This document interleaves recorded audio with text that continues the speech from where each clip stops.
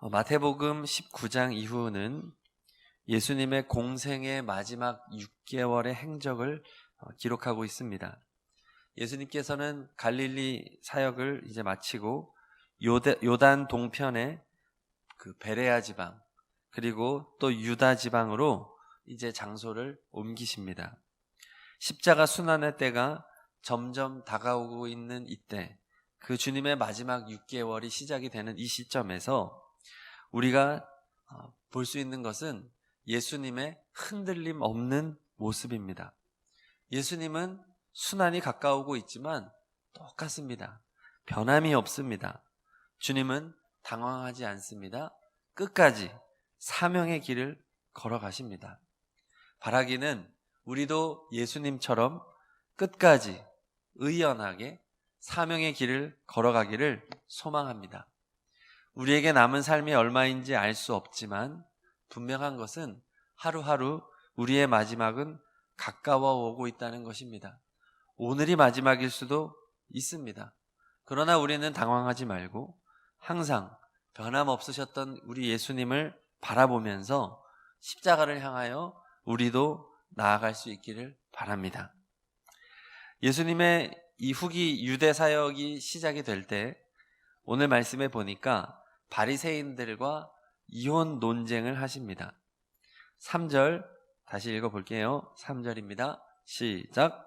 바리새인들이 예수께 나와 그를 시험하여 이르되 사람이 어떤 이유가 있으면 그 아내를 버리는 것이 옳으니까. 아멘. 당시 유대교에서 이혼이라고 하는 것은 교리적으로 아주 민감한 문제였습니다. 유대교에 두 학파가 있는데 주요 두 학파가 있는데 힐렐 학파와 샴마이 학파입니다. 둘 사이에 아주 첨예한 대립이 있었습니다. 힐렐 학파는 이혼을 비교적 자유롭게 허용하는 그 곳이었고 학파였고, 샴마이 학파는 간음 외에는 이혼할 수 없다고 주장을 했습니다. 신명기 24장 1절에 보니까 이제 이것을 가지고 해석의 문제가 발생을 하는 거예요.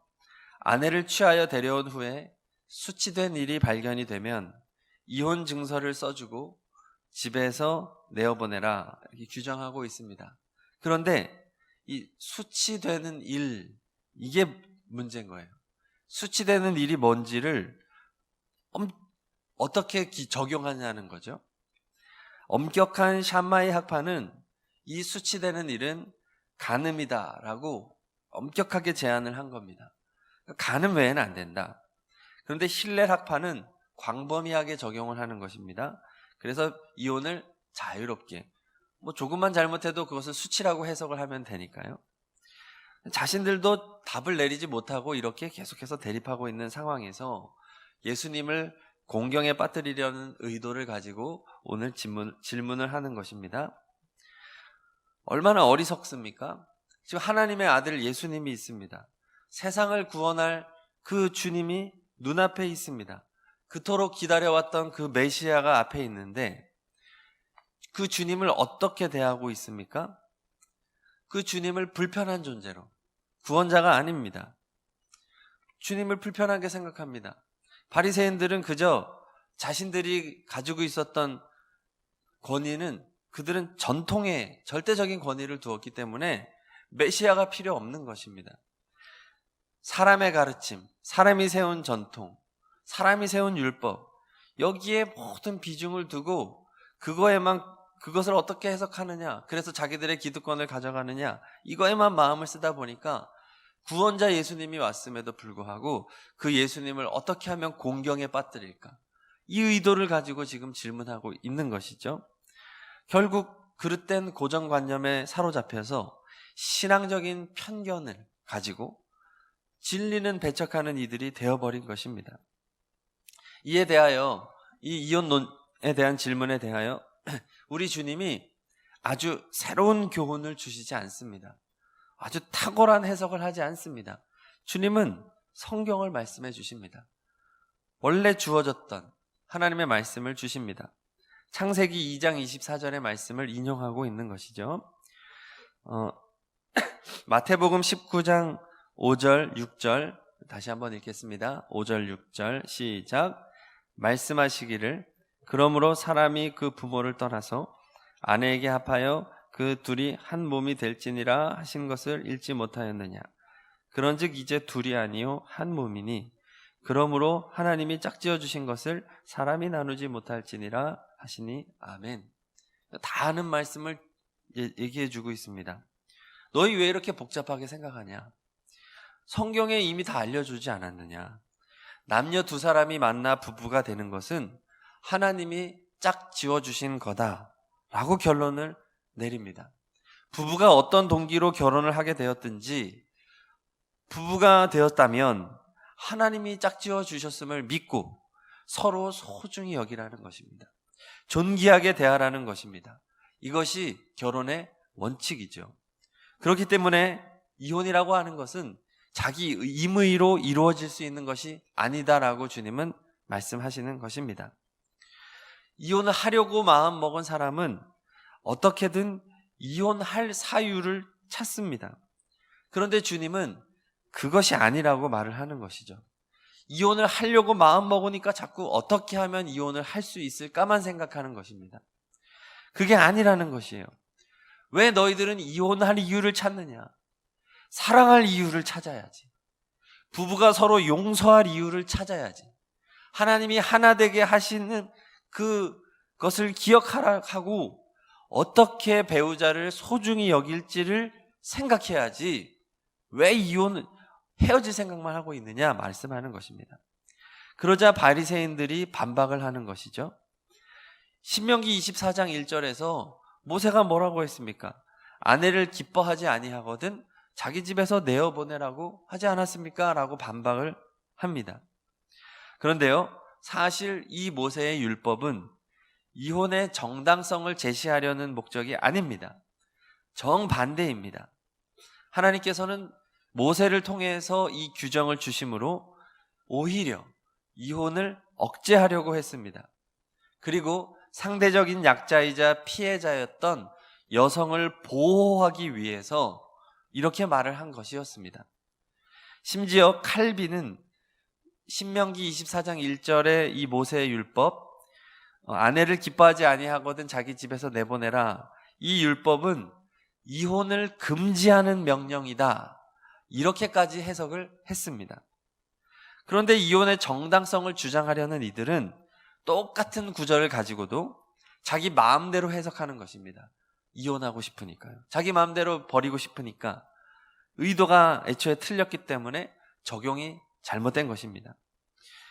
그렇습니다. 사실 인간이라고 하는 존재는 자기 마음이 내키는 대로 해석하는 존재입니다.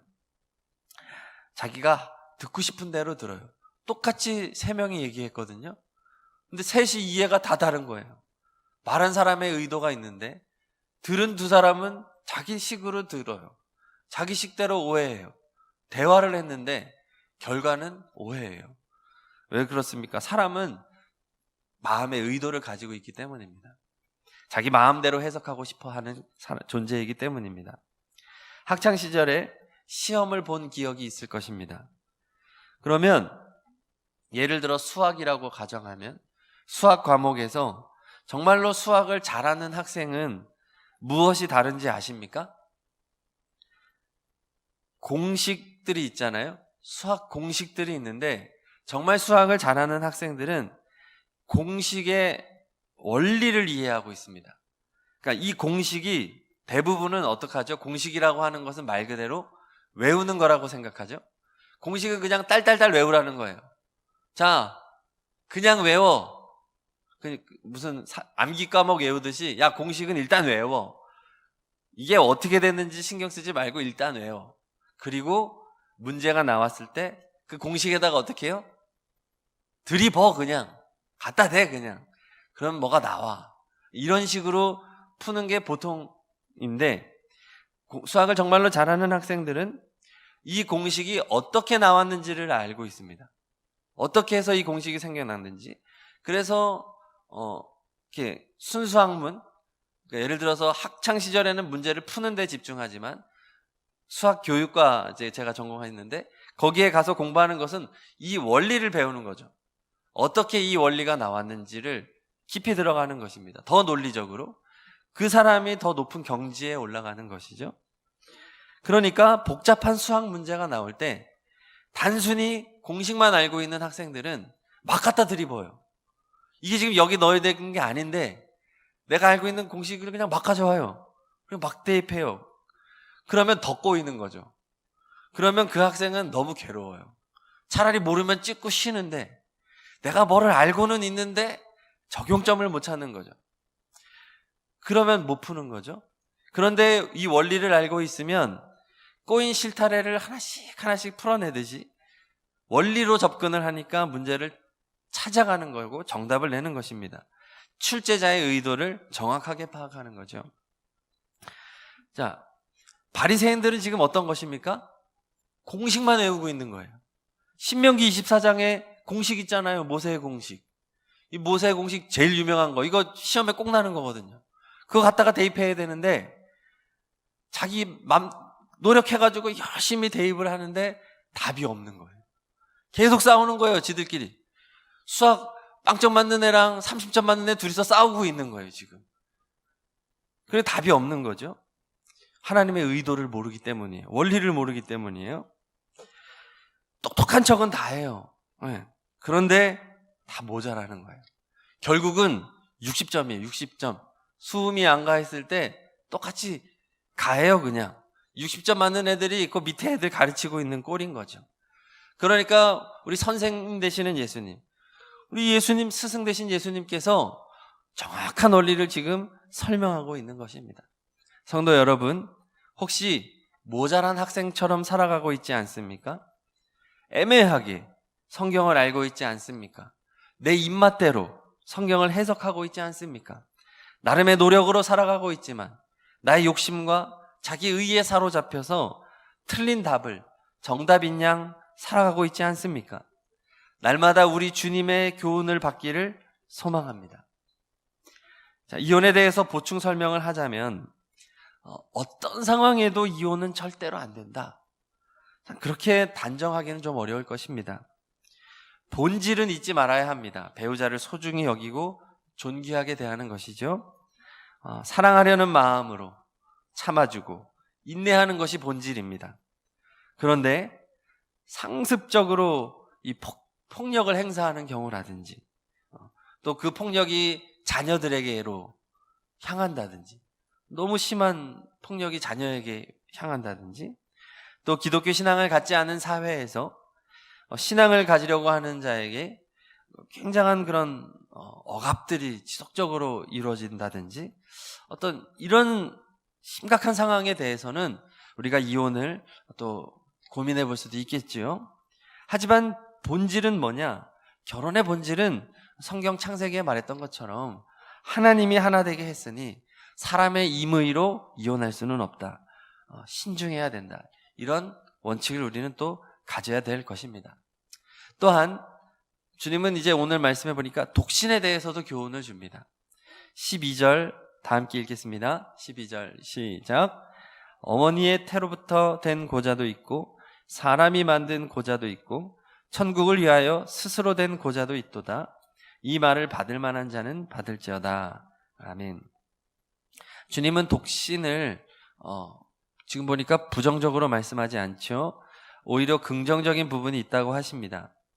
제한적인 상황에서 타고난 자들, 소수죠. 소명의식을 가지고 주님을 위해 독신으로 살아가는 자가 있다라고 말을 합니다. 사람마다 재능이 다르고 은사가 다르듯이 독신에도 부르심이 있습니다. 베드로는 아내도 있고 자녀도 있었습니다. 하지만 사도 바울은 독신이었습니다. 기혼이든 미혼이든 하나님의 부르심에 따라 주어진 상황 가운데 늘 인내하고 절제하면서 하나님의 영광을 위해 경건하게 살아가는 자는 칭찬받을 사람입니다. 하고 안 하고가 중요한 것이 아니죠. 그래서 이런 것도 독신에 대한 부분도 우리가 생각을 해야 되겠습니다. 마음에 결혼을 간절히 원하는데 나는 독신의 은사가 있는 거 아니야? 불안해할 필요는 없습니다. 내 마음에 결혼을 하고 싶은 마음이 강하게 있으면 그것을 위해 준비하고 기도하고 선도 보고 소개팅도 하면 되는 거죠. 그런데 저도 이제 30이 넘어가고 하니까 이런 생각을 하게 되더라고요. 나는 독신의 은사가 있는 거 아니야? 난 너무 결혼하고 싶은데, 나는 애 낳고 싶은데, 이런 마음이 있는데 이렇게 스스로를 이걸로 누르더라고요. 근데 그럴 필요는 없습니다. 결혼하기 원하면 계속 기도하고 만나고 준비하면 됩니다. 외모도 가꾸고 미래를 준비하면 되죠. 그래서 독신에 스스로 주님을 위하여 기꺼이 독신이 되는 우리 사도 바울과 같은 그런 사명자도 있다. 귀한 일이다 라고 주님은 말씀하고 있는 것입니다.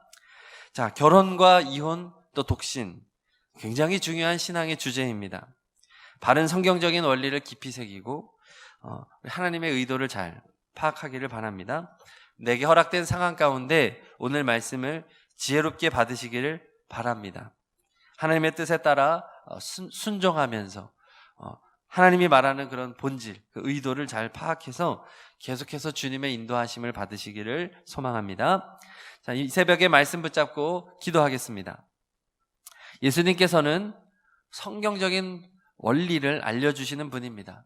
우리 주님에게 배우기를 바랍니다. 성경적인 원리는 사랑입니다. 용서고요. 상대방을 존귀하게 대하는 것입니다. 나의 유익을 구하지 아니하고 상대방의 유익을 구하고 무엇보다 하나님의 영광을 구하는 것입니다. 내게 허락한 상황, 결혼과 이혼과 독신과 또 우리의 자녀들에게도 똑같은 문제들이 있겠죠.